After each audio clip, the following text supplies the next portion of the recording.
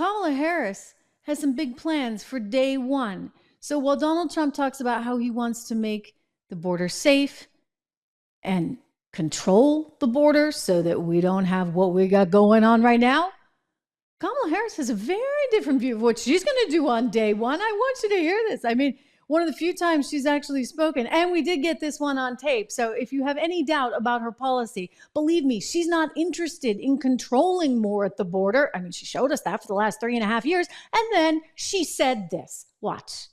Hi,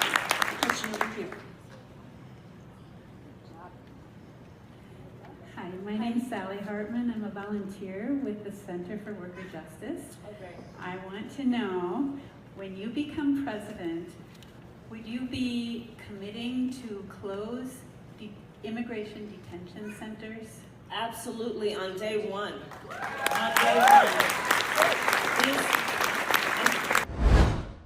You're gonna close all the migration detention centers on day one, lady? Are you kidding me?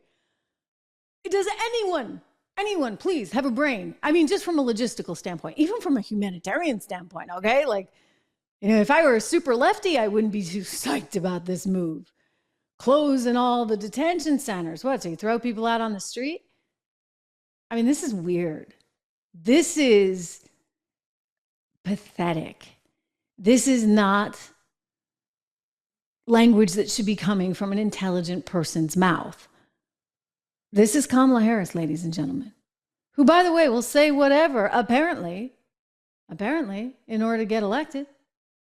I mean, it wasn't too long ago that they were really negative on the tips thing, right? Do you remember that? Pretty recently, we're going to have to talk about that because apparently just depends on who puts forward the policy. If Kamala Harris says no tax on tips, great. Donald Trump says it, not so great. So if Donald Trump said, I'm going to close all the detention, well, first of all, he'd never say that, but you know what they would say. They'd say, oh my gosh, that's so inhumane. All those people are going to get thrown out on the streets. But nobody has the common sense to say this about her policy. Her policy is absolutely, positively bonkers. Okay, bonkers. And remember this, ladies and gentlemen, she's been there for 3.5 years. She has been the border czar.